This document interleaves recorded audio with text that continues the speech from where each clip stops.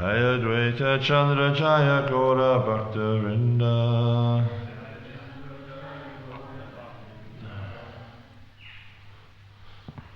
So this morning we get to hear about one of the amazing associates of Lord Chaitanya, whose name was Shivananda Sen. Quite an extraordinary personality, actually. And he's mentioned in many different parts of the Chaitanya Charitamrita, because he was a very intimate associate of Lord Chaitanya, and Lord Chaitanya would regularly appear to him and stay at his house, and so many different pastimes. And also, as we read on here, we won't be reading all of it, but as we read on, we see it wasn't just him that was a greatly advanced devotee, it was also his sons and his nephews also were very, very greatly advanced devotees, and his wife, and very extraordinary. Just want to try and find something here, if you can bear with me for a second.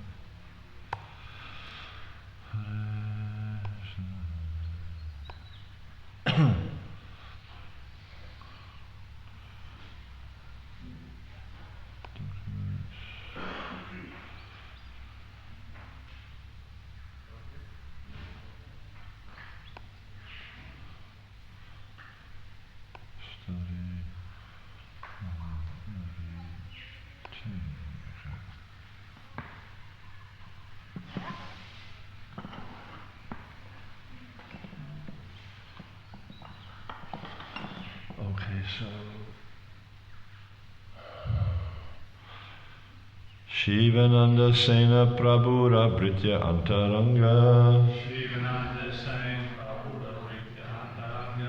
Shivananda Sena Prabhu Britya Antaranga.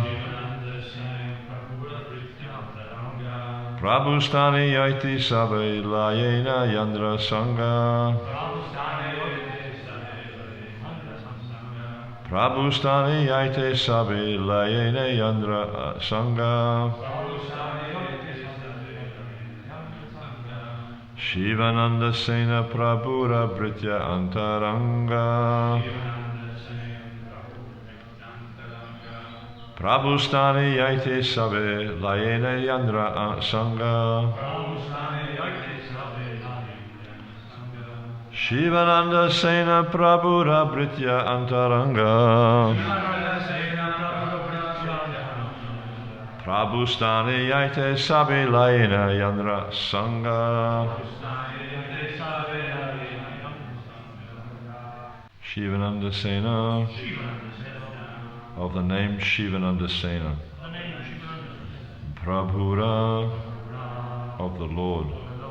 Britya, servant.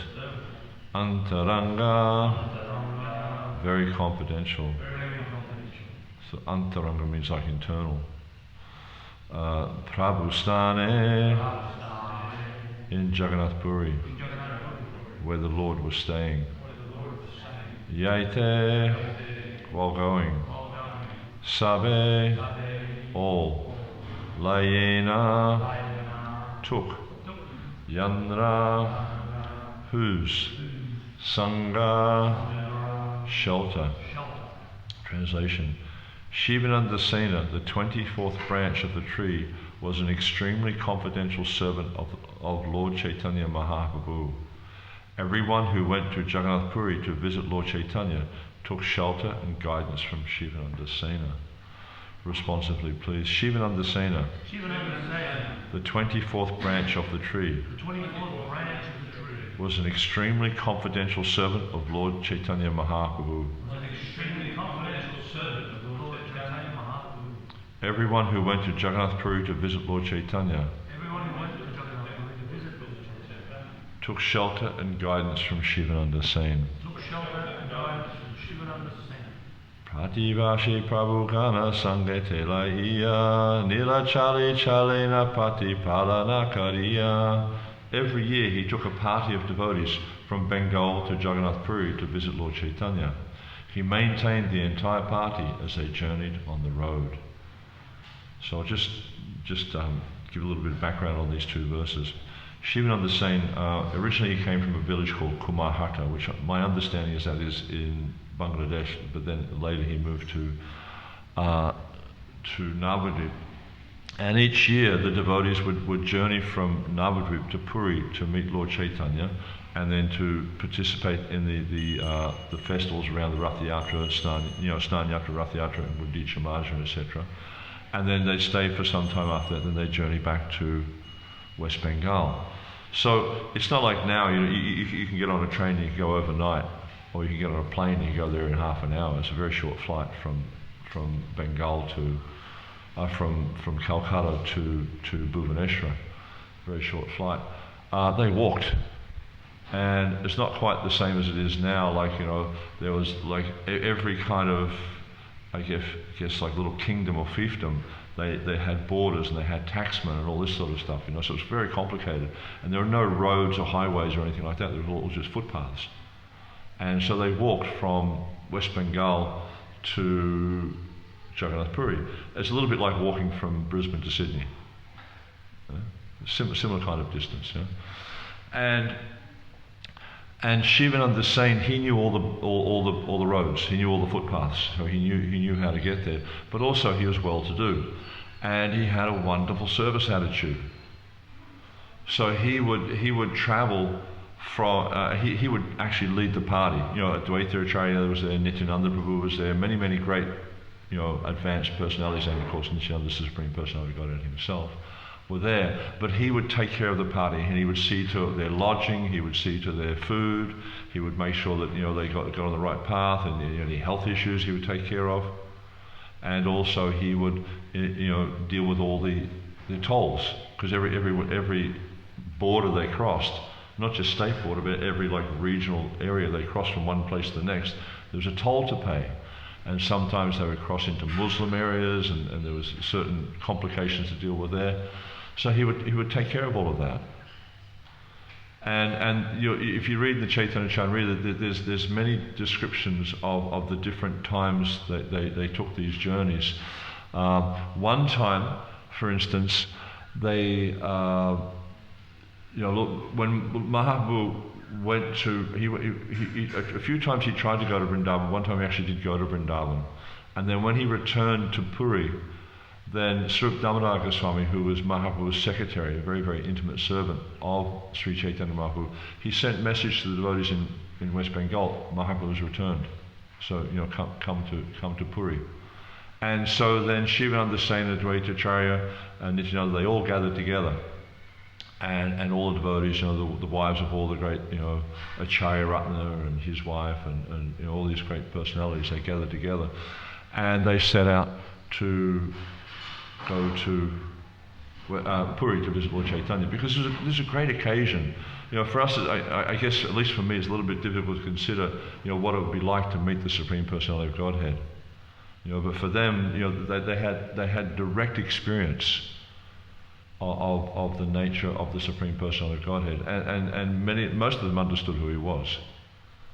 So to have that experience, to go and visit the Lord, and to associate with him directly, and to engage in pastimes with him, to take prasad with him, to dance in kirtan with him, it was a very, very wonderful experience for them. So they were all very, very enthusiastic to go.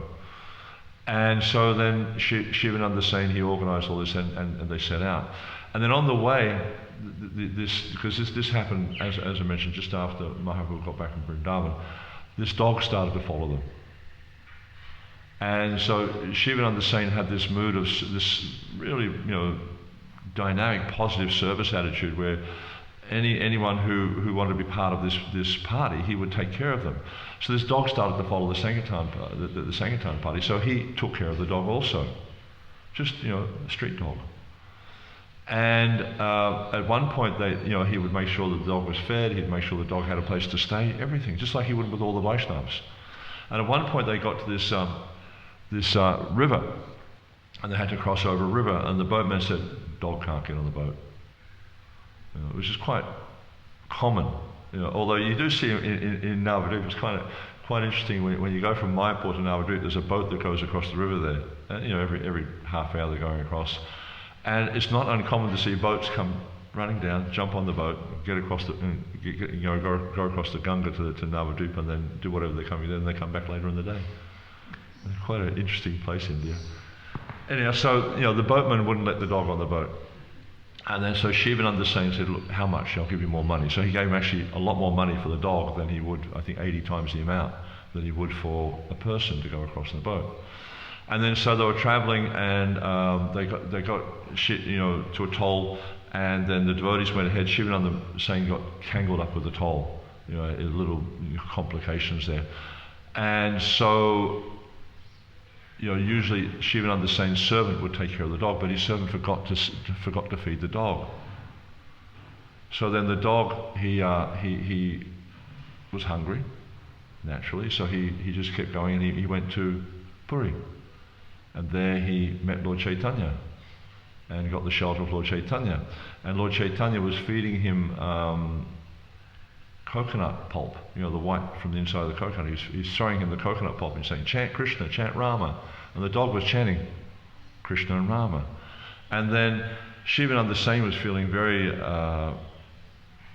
like he really sort of failed in his duty, because the dog had disappeared. He sent people out to look for the dog, and they couldn't find the dog anywhere. And then so they continued on their path to Puri, and finally they got there.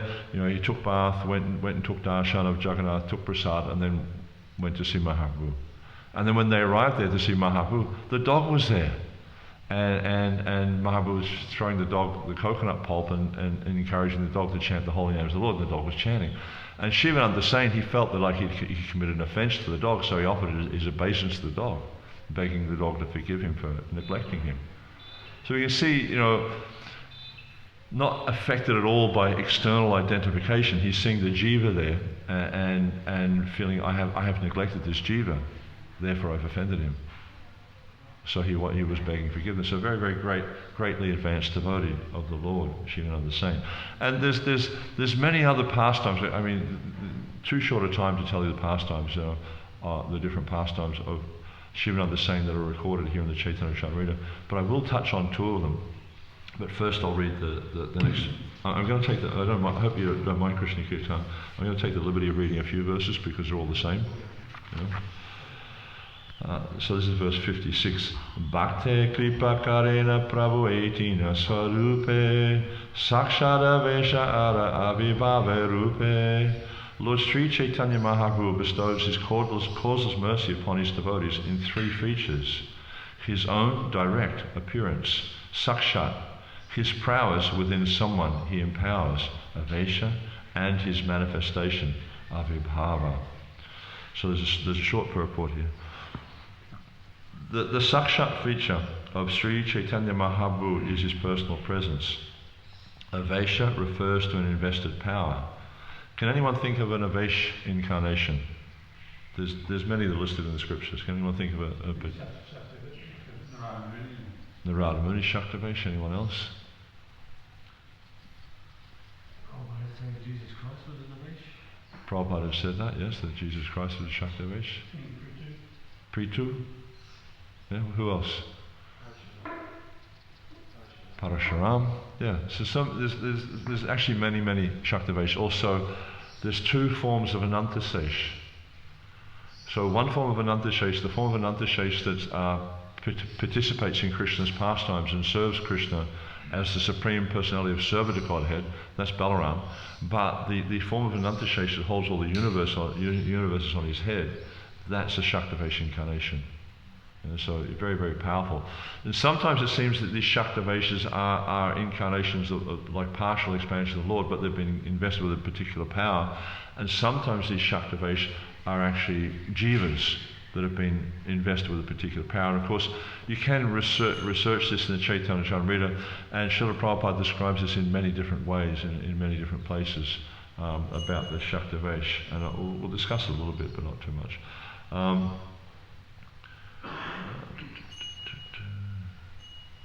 And of course there's the Avirbhav, which we'll discuss more.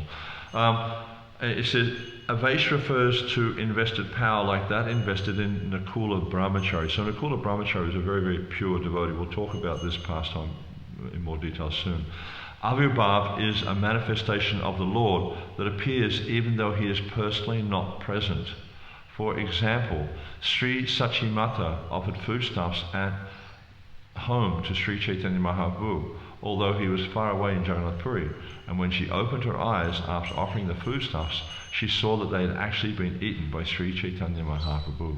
So everything was eaten by the Lord.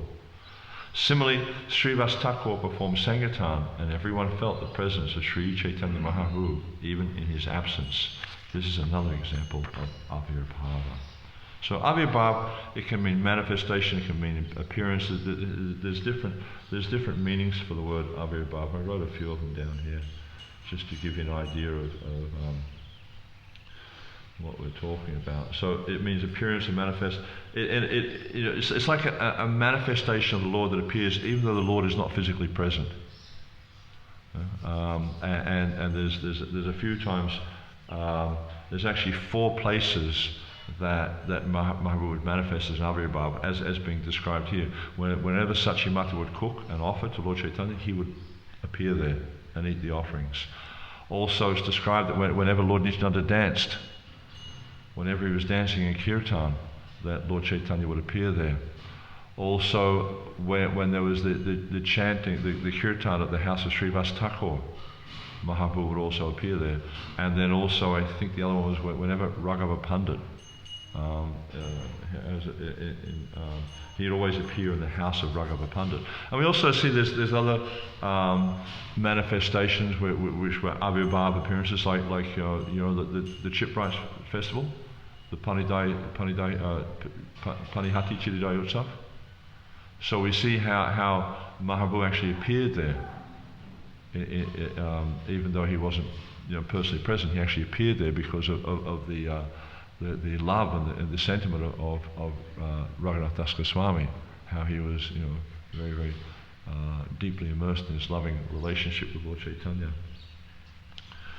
Alright, so I'll just read a few more verses, and what I'll do, Krishna Kirtan, is I'll read up to verse 60, but I won't read the purport of 60, because long purport. Huh? Well, you've got to write it up on the board, that's all, so I'll let you know what I'm doing. Sakshat Sakala Bhakta Deke Nivishesha Nakula Brahmacari Dehe Prabhu Avesha. The appearance of Lord Sri Chaitanya Mahaprabhu in every devotee's presence is called Sakshat. So that means when the Lord is directly present, when he's personally present, that is Sakshat.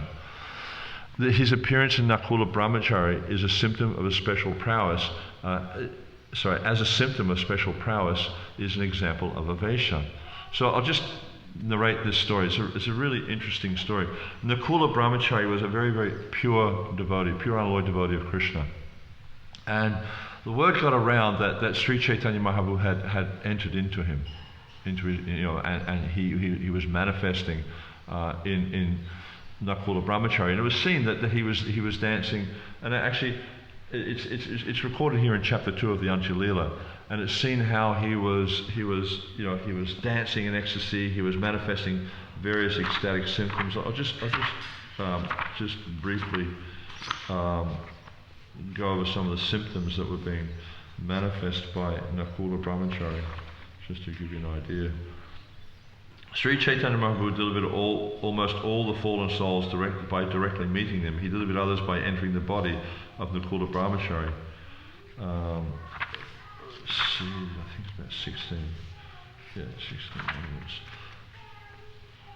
Nakula Brahmacari became exactly like a man haunted by a ghost. Thus he sometimes laughed, sometimes cried, sometimes danced, and sometimes chanted like a madman. He continuously exhibited bodily transformations of transcendental love. Thus he cried, trembled, became stunned, perspired, danced in love of Godhead, and made sounds like those of a cloud. His body shone with the same luster as that of Sri Chaitanya Mahaprabhu, and he showed the same absorption in ecstatic love of Godhead. People came from all provinces of Bengal to see these symptoms. Now, you may recall that when Lord Chaitanya was in Gambhira, he was also manifesting these types of symptoms. He actually was behaving like a madman. And it's interesting that even in the evening sometimes he would escape from the room they had him that he was staying in the Gambhira, and he would run down the beach, thinking that the sand dunes were Govardhan Hill, and he'd go into the ocean, thinking that the ocean was Jamuna, and his body would become, he'd enter these ecstatic symptoms, and his body would become distended. His limbs would become very, very long. And then one time there's even this pastime, because Swarup Damodar Goswami was looking everywhere trying to find Mahaprabhu, and he didn't know what had happened. He thought he'd drowned in the ocean. And then he came upon this fisherman who was just like running down the beach, just carrying on like a madman, and just like, saying all sorts of crazy things. And he said, oh, he must have come into contact with Mahaprabhu, because he could see from the ecstatic symptoms. So then he managed to get some sense out of this fisherman, and he understood that he pulled up this effulgent being. He didn't know what it was, because it's described how sometimes when Chaitanya Mahaprabhu would go into ecstatic symptoms, how the limbs of his body would become so distended, the joints would completely separate, and his body would become very, very long, and just completely. You wouldn't actually recognize that it was the body of a man. It was so changed from this ecstasy.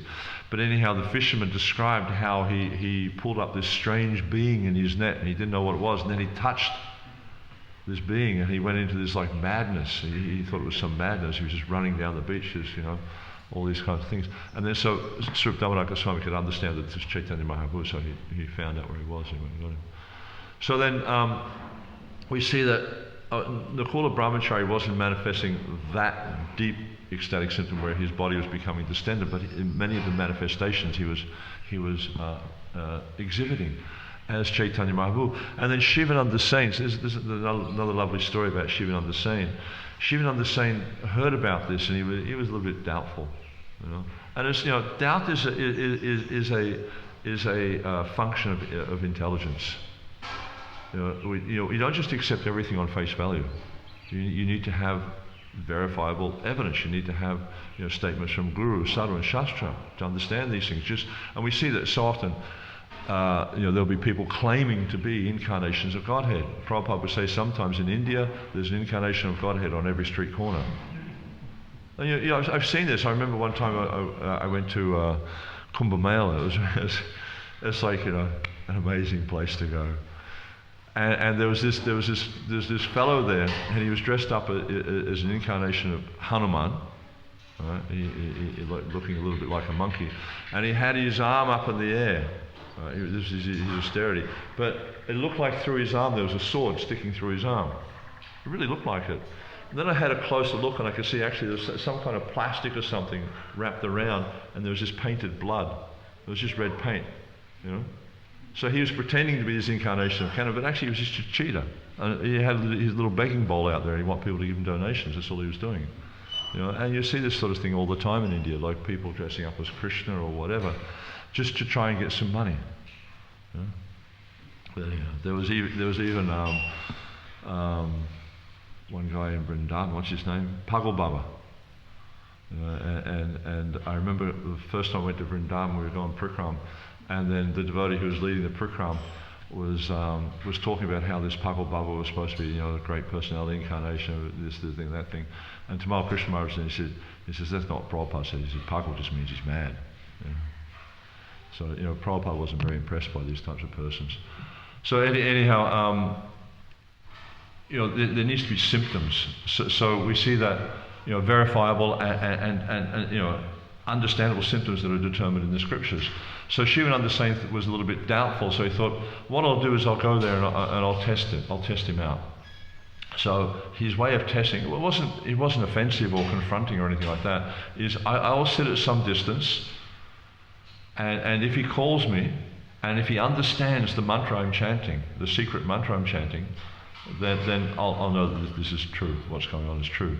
So he went and sat at some distance, and then Nakula Brahmacari knew this was his intention, so and there was people coming and going all day long to see Nakula Brahmacari, because he was a greatly advanced devotee, and they wanted to get his blessings, his mercy, whatever.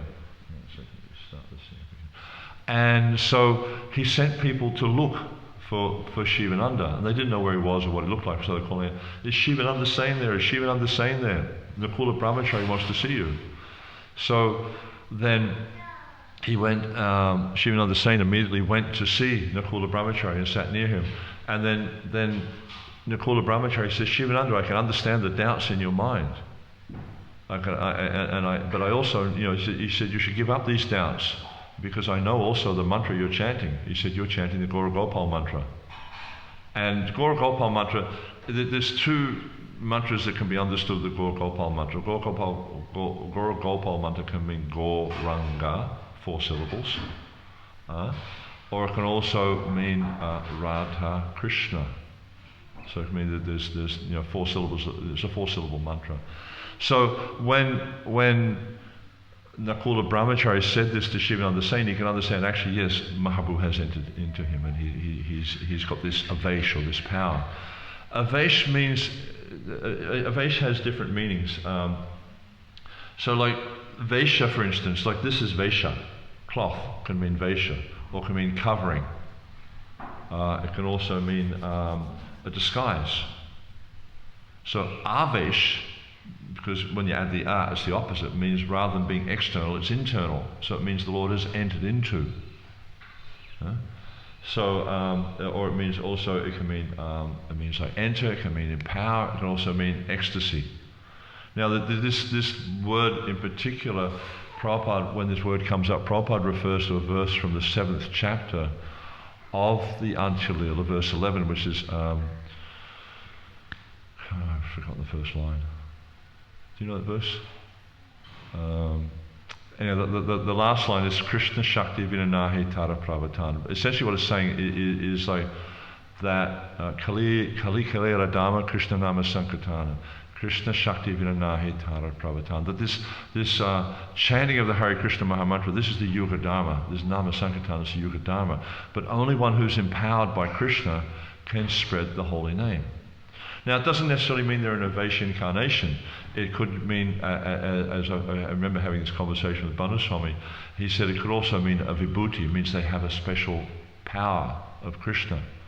And just like we see that, someone like Srila Prabhupada, it's obvious that he was empowered to spread this Krishna consciousness movement. Just one, to use a phrase, a little old Bengali gentleman. In 11 years, he started with absolutely nothing. He had a trunk of books and 40 rupees, I think it was. It was 40 rupees, it was a few dollars. In those days, it was only a few dollars. He landed in America with nothing and a name of someone to contact. That's all he had. And from that, he established this Krishna consciousness movement and spread Krishna consciousness all over the world. So, obviously, he was empowered to do that. Now there's so many examples of people empowered. You also look at Arjuna. Arjuna on the battlefield of Kurukshetra, we can see, obviously he was empowered. There's days when he was fighting in the battle of Kurukshetra where he wiped out whole races. The Nimitta Kavachas, he wiped them out. They just ceased to exist. Millions upon millions upon millions of people. He killed them all, single-handedly. Well, actually, not single-handedly, Krishna was there. But we can understand that Krishna empowered him to act in that way.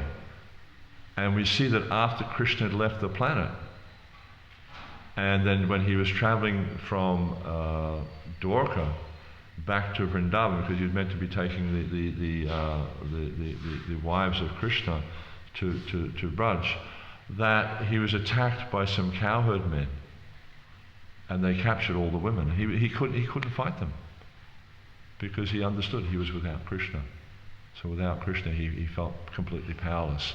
So we see that Arjuna, he achieved so much by the potency of Krishna. So this is an Avesh, and we see that with Nakula Brahmacari, he was empowered. Mahaprabhu had directly entered into him, and through Mahaprabhu's potency, he was able to spread Krishna consciousness very, very rapidly. So then the next one is Prajumna Brahmacari Tandri Agi Namachila Nrsimha Nama Prabhu Paichi Tarakila. The former Prajumna Brahmacari was given the name Nrsimha Brahmacari by Sri Caitanya Mahaprabhu. Tanhete haile Chaitanyera avirbhava Odakika Yeche Prabhuda Aneke Swabhava. In his body there were symptoms of Avirbhava. Such appearances are uncommon, but Lord Chaitanya Mahaprabhu displayed many such pastimes through his different features.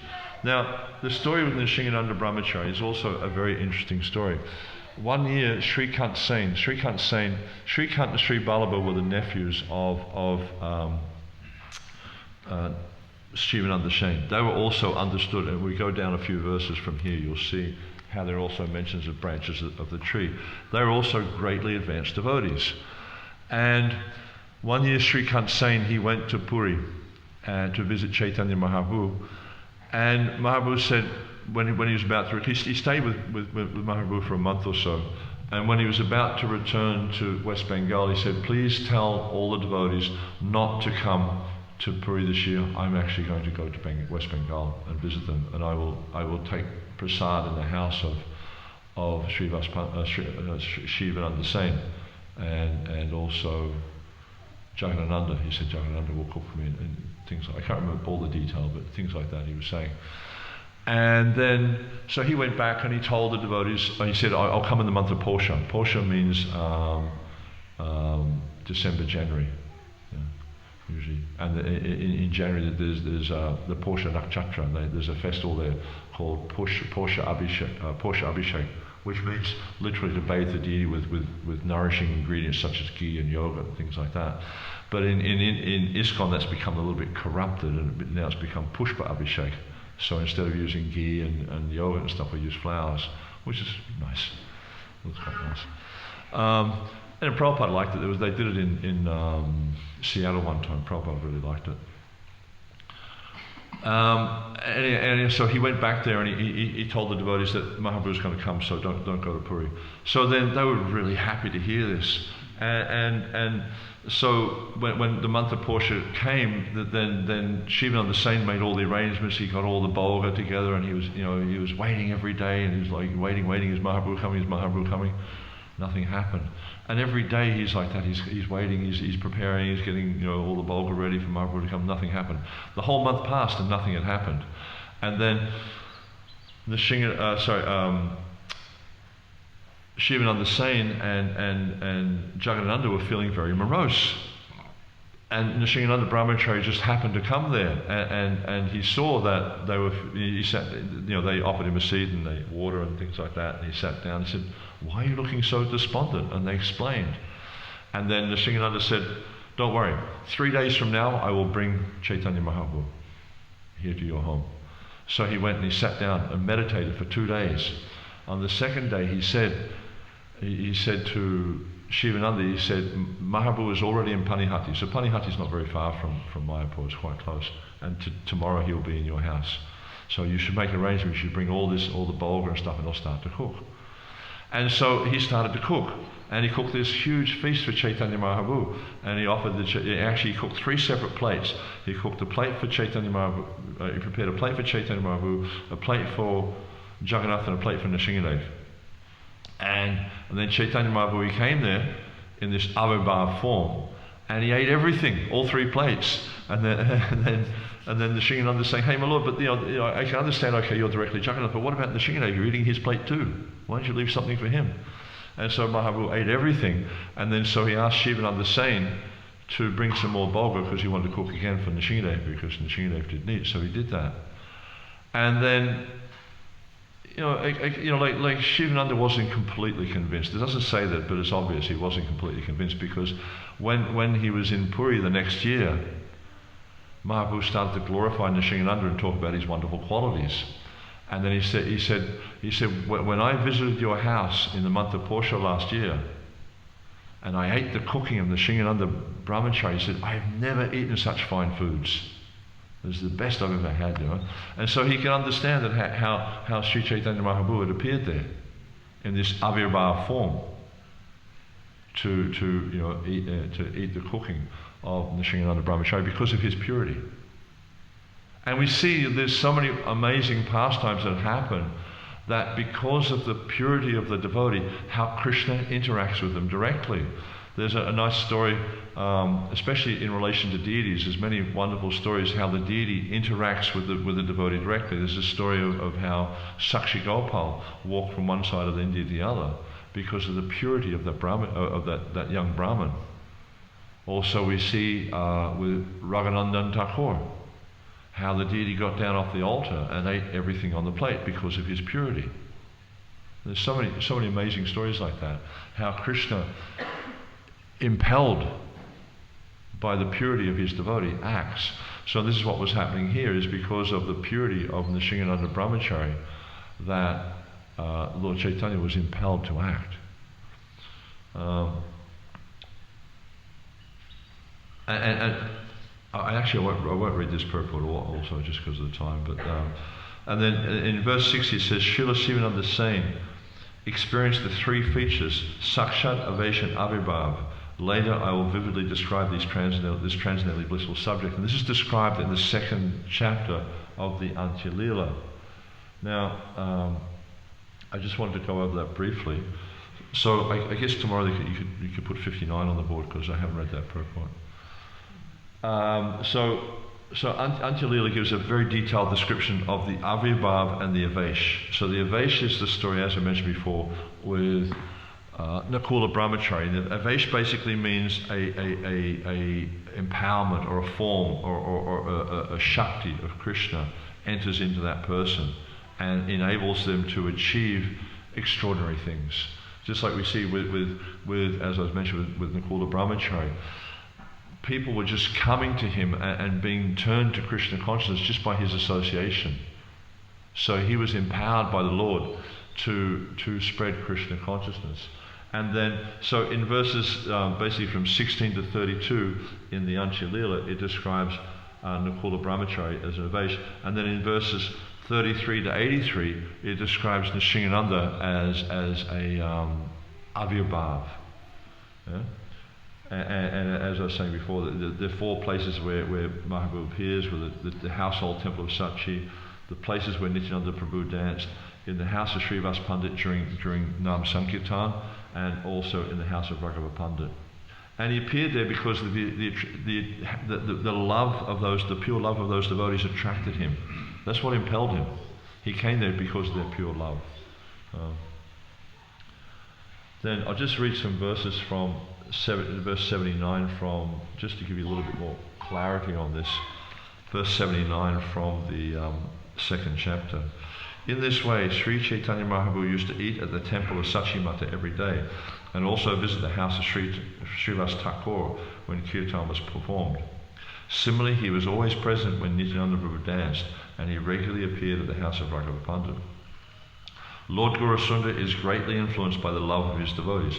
Therefore, wherever there is pure devotion to the Lord himself, subdued by such love, appears and his devotees see him. It's not like he's there and you don't see him. Those who have love, they see him. And it's just like, Krishna says to Arjuna in the 11th chapter of the Gita, that I'll give you the eyes to see me when he appears in the universal form. He says, I'll give you the vision. So because of their purity, they actually have that vision. Influenced by the loving affairs of Shivananda Sain, Sri Chaitanya Mahaprabhu came again and again. Therefore, who can estimate the limits of his love? Thus I have described the appearance of Sri Chaitanya Mahaprabhu. Anyone who hears about these incidents can understand the transcendental opulence of the Lord.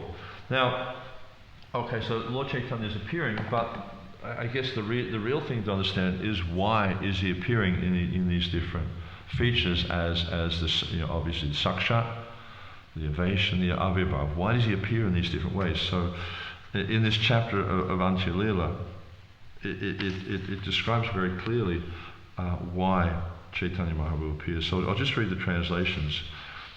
In his incarnations as Sri Chaitanya Mahaprabhu, Lord Sri Krishna descended to deliver all the living beings in the three worlds, from Brahmaloka down to Patala Loka. He caused their deliverance in three ways. So we see this is the reason. He's saying the reason he's manifest like this is to deliver the fallen conditioned souls. The Lord delivered the fallen souls in some places by meeting them directly. So what's that? Meeting them directly? Saksha. Yeah? in other places by empowering a pure devotee. What's that one? Avesha, okay. And in still other places by appearing before someone himself. And that is? Avirbhav, yeah. Sri Chaitanya Mahaprabhu delivered almost all fallen souls by directly meeting them. He delivered others by entering the body of Nakula Brahmacari and appearing before Nrsimha Brahmacari. I shall deliver the fallen souls. This statement characterizes the Supreme Personality of Godhead. And just a short purport. The Lord always manifested his Avirbhav appearance in the following 4 places. So I mentioned that before. The house of Sachimata, where the Nityananda Prabhu dances, when the kirtans were going on Srivastava Thakur's place, and also in the house of Raghava Pandit. And actually, Raghava Pandit, there's a whole other story with Raghava Pandit which we won't get into, which is pretty amazing. When Sri Chaitanya Mahaprabhu was personally present, anyone in the world who met him even once was fully satisfied and became spiritually advanced. Just by seeing the Lord, they became spiritually advanced. Every year, devotees from Bengal would go to Jagannath Puri to meet Sri Chaitanya Mahaprabhu, and after the meeting, they would return to Bengal. Similarly, people who went to Jagannath Puri from various provinces of India were fully satisfied after seeing the lotus feet of Sri Chaitanya Mahaprabhu. People from all over the universe, including the 7 islands, the 9 khandas, the planets of the demigods, Gandharva Loka and Kinnara Loka, would go there in the forms of human beings. Having seen the Lord, they all became Vaishnavas. Thus they danced and chanted Hare Krishna, the Hare Krishna mantra in ecstatic love of Godhead. Thus, by direct meeting, Sri Chaitanya Mahaprabhu delivered the 3 worlds.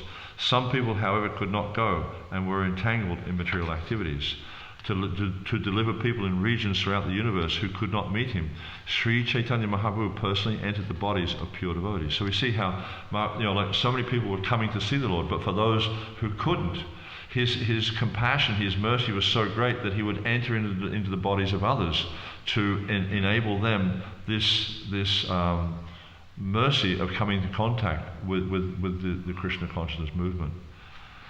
Thus he empowered living beings, his pure devotees, by manifesting in them so much of his own devotion that people in all other countries became devotees by seeing them. Excuse me. And we see that's the case with Srila Prabhupada. Srila Prabhupada had so much devotion for Krishna that just by coming into contact with him, like if you look at ISKCON now, certainly ISKCON is spreading, there's no doubt of that, but nowhere near at the rate it was when Srila Prabhupada was personally present. And he was just one person on his own. All his disciples were just, very beginning devotees. They hardly knew anything. And there's there's an interview with Dr. Stilts in Judah, which you can see is recorded. There's a video of it. I think it's in one of the Acharya videos. And he remarks how when he met the early disciples of Srila Prabhupada, he was just amazed at how little they knew about the process of devotional service and how little they knew about the philosophy. But when he met Srila Prabhupada, he could understand that Prabhupada was the driving force. So we see this was the case, while Prabhupada was present on the planet, the Krishna consciousness movement expanded so rapidly all over the world. Yet, after Srila Prabhupada left, there was difficulties, things that slowed down, because obviously his disciples did not have the same spiritual capacity. But we find now what is happening is the more we're able to surrender to the instructions of Srila Prabhupada and follow the instructions of Srila Prabhupada, then the movement pushes on. By his mercy, it is pushing on because he is this person who has been empowered. And by following him, we can also become empowered. By following the instructions of a great personality, we can also become empowered to distribute Srila Prabhupada's books, to distribute the holy name, to whatever practice it is we take to. If we strictly follow that empowered devotee, Srila Prabhupada, we also can become empowered. And we see in the Krishna consciousness movement now, there are so many devotees who are achieving wonderful outcomes in their service. And this simply comes because they are following the instructions of Srila Prabhupada and trying their best to spread Krishna consciousness.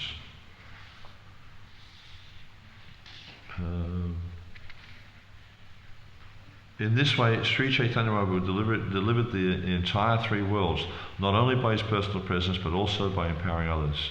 And then he goes on to describing a few different personalities who were empowered in this way.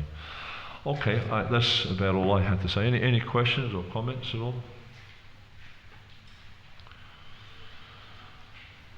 Yeah. There's a microphone.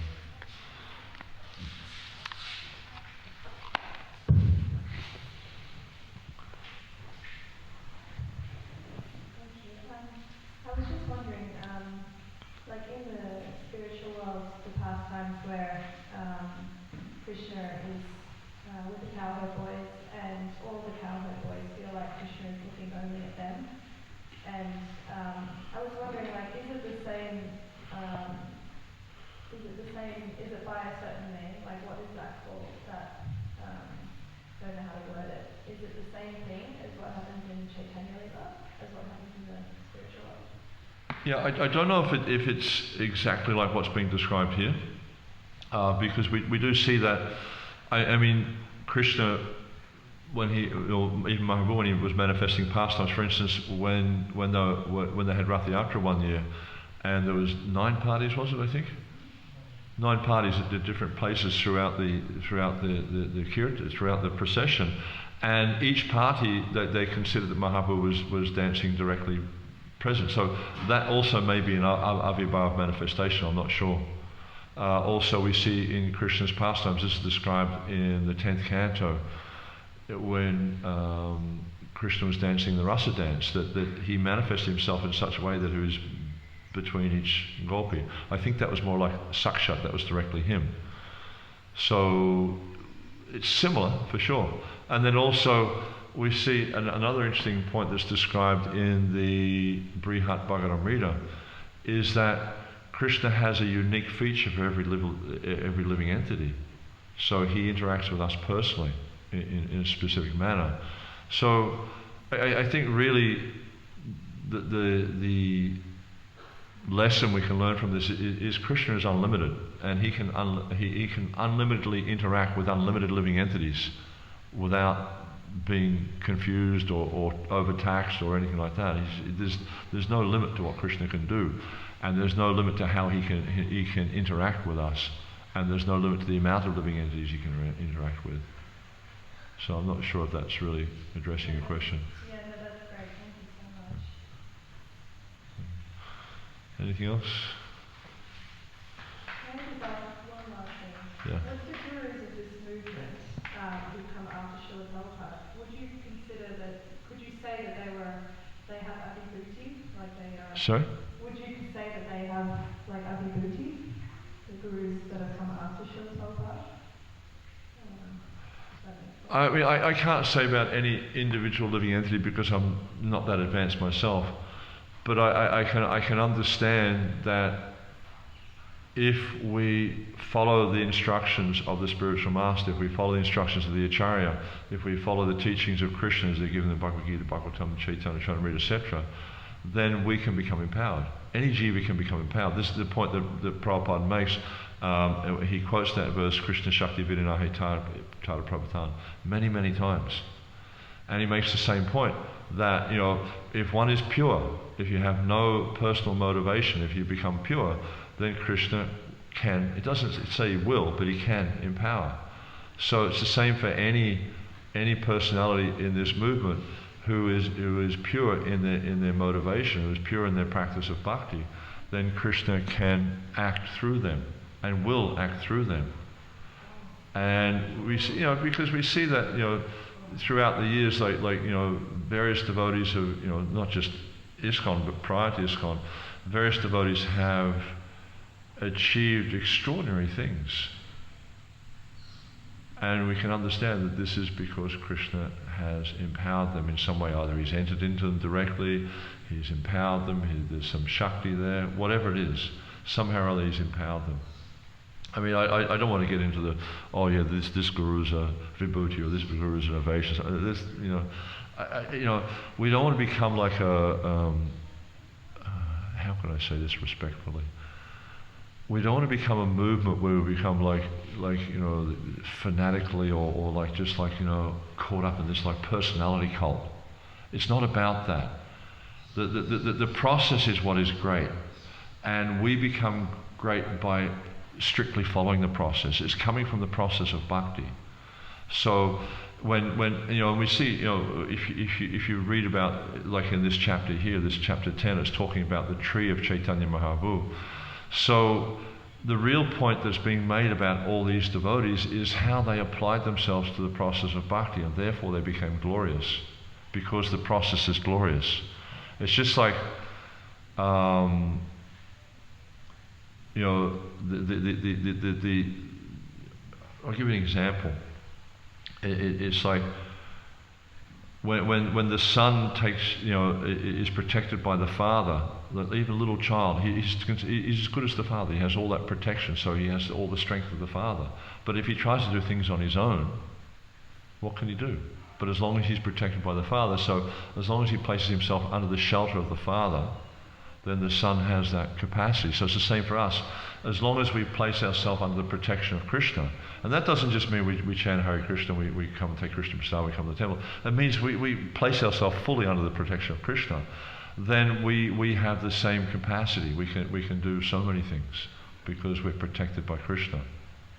But if we withdraw ourselves from that, we've seen that happen so often. And this is like, there's a discussion going on right now in ISKCON about Guru Tattva. And Guru Tattva is inconceivable. You'll never understand. There's three things that are considered to be inconceivable. There's Guru Tattva, there's Shakti Tattva, meaning the truth about Radharani, and Shiva Tattva. You'll never understand these things. So the thing is with Guru Tattva is, how is it that a conditioned living entity who's been habituated to so many abominable activities can rise to the level of being able to deliver a fallen conditioned soul to the lotus feet of Krishna? This is the Achincha Shakti of Krishna. So we don't try to understand who's this, compare the gurus, this one's this, this one's that. No, the fact is, Prabhupada makes the point, he says, because they're canvassing on Krishna's behalf, therefore we worship them. And that's why, because they've given their lives to Krishna, therefore we worship them.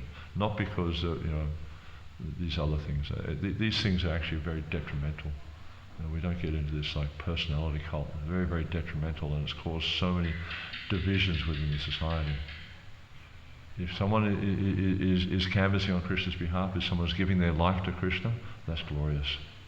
And therefore we worship them because of that. Yeah? Anything else at all? Okay. Krishna Kirtan? Okay. Srila Prabhupada ki, Samaveta Bhaktivinoda ki, Jai Nitai Gaur Premanandi.